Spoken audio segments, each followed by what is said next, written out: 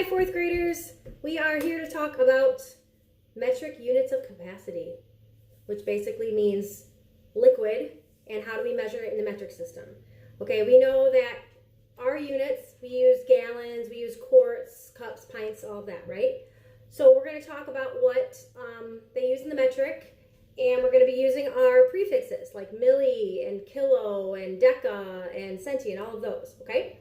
So I was so proud of myself. I rummaged through my cabinets and found something that is almost exactly 1 liter. So I could have something to show you so we could work through this together.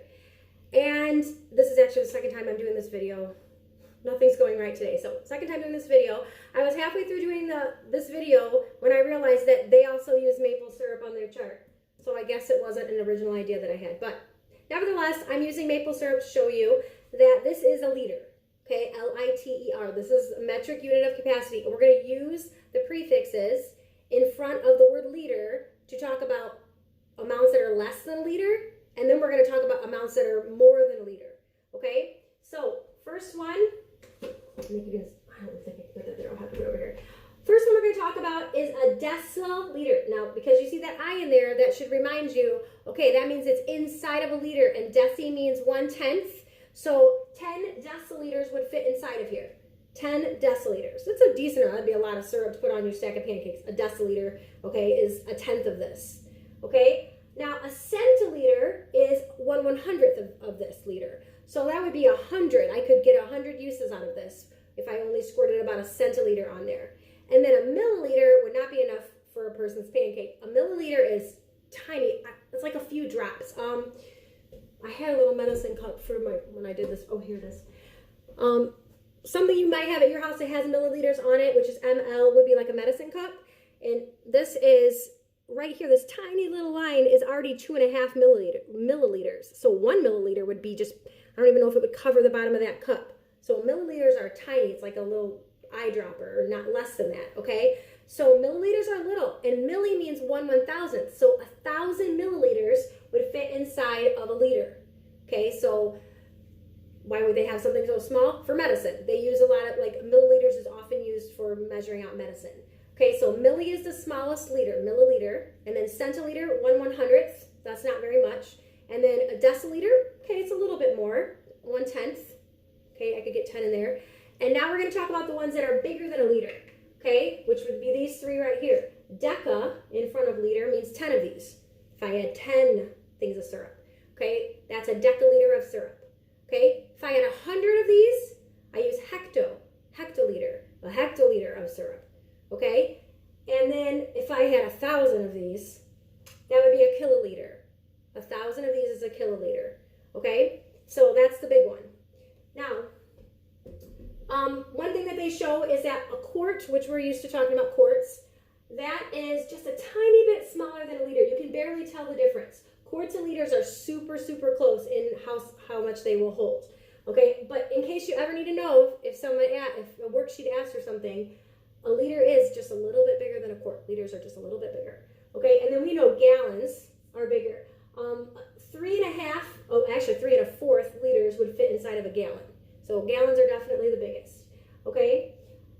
Okay, so I will try to remember to take a picture of this chart and just send it to your parents' phone so that if you need to look at that again, you can. But that information is also in the back of your book too. But I like this chart, so I will send that to you as well. Okay, now I thought we could do a couple things together from your workbook page. So if you could grab that, we're on lesson 139. And we can do some stuff together. So pause me if you need to and go grab it. Okay, I think you can do section 1 by yourself. And then so go to section 2. We're going to be circling and underlining here. It says if it's more than a liter, circle it. If it's less than a liter, underline it. So circle the big things that are bigger than a liter, underline the things that are smaller than a liter. And remember, when you're thinking liter, just a reminder, it's about that much. That's a liter, okay? Okay, so the first one, a coffee cup. Hopefully you said underline, because that's going to be less than a liter.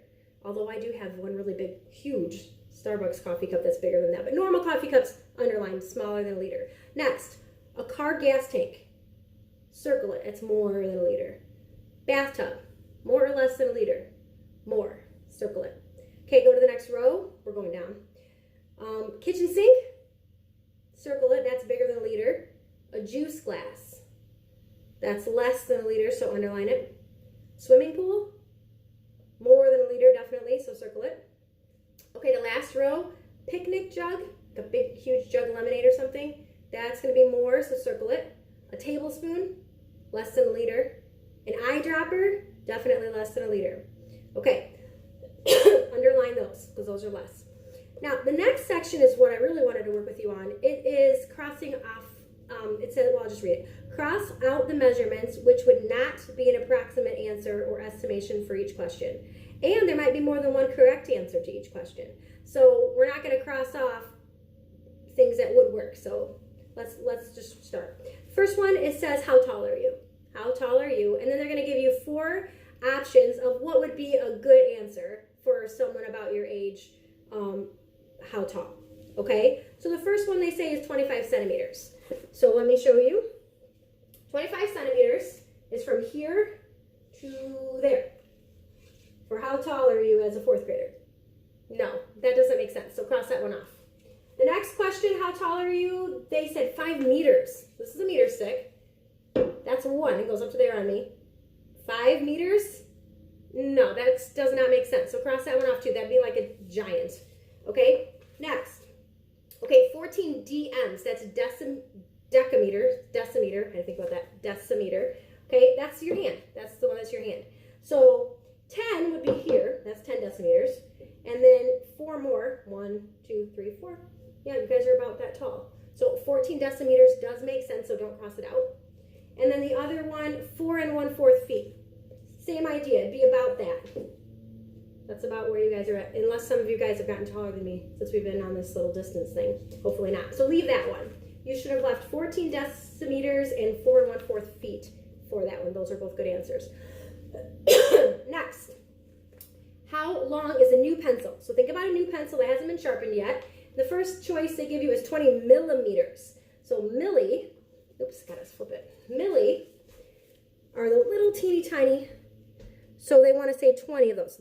Each one is 10, so that's 10, that's 20. This is 20 millimeters. Does that make any sense for a brand new pencil? No, so cross that one off. The next one they ask is 7.5 inches. I think I can just flip this.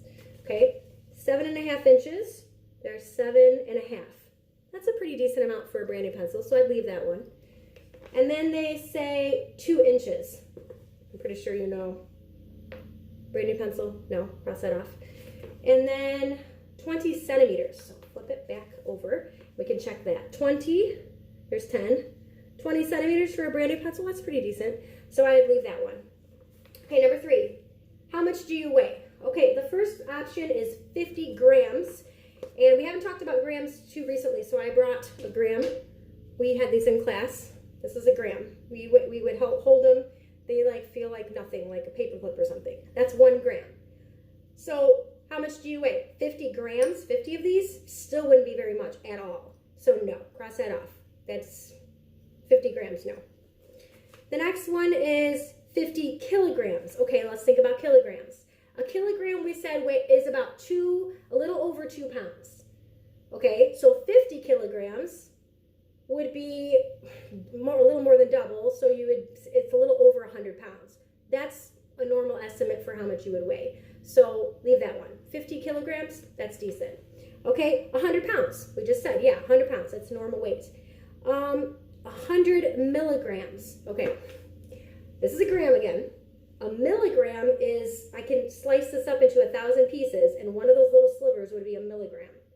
Those are like shavings, nothing, right? So 100 milligrams would still be less than a gram. So no, that's not how much someone weighs. Okay, cross that one off. Okay, the last one is liquid, and it's asking how much would a normal coffee cup hold. And the first option is 200 milliliters. Now we know milliliters are small, but it's 200 of them, so let's think about that. On my medicine cup,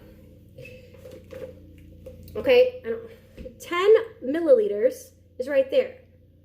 So if I filled it up to there, that's 10, and poured it in my coffee cup 20 times to make it up to 200 milliliters, that would be a decent cup of coffee. So 200 milliliters is an acceptable amount, so you can leave that one. And then, where am I at? Okay, 2 pints. 2 pints, that's a quart. for a cup of coffee. Remember, a quart is just about that, a little bit smaller. That would not fit inside of a coffee cup. So, no. Although there's some days, right, when I would definitely want to drink that much coffee.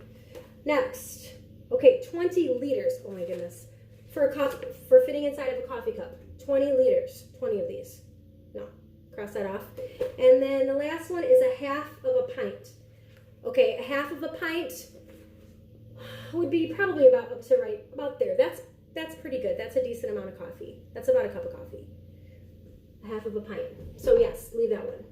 Okay, I wanted to work with those with you because just seeing all those names and numbers might have been confusing, but working together, talking through them, I thought would be a little bit easier for you guys. So everything else is pretty much review, and don't forget to do that top section. If you still are having a hard time with your prefixes, they have an information box on the top and in the back of your book as well. So, but let me know if you have any questions.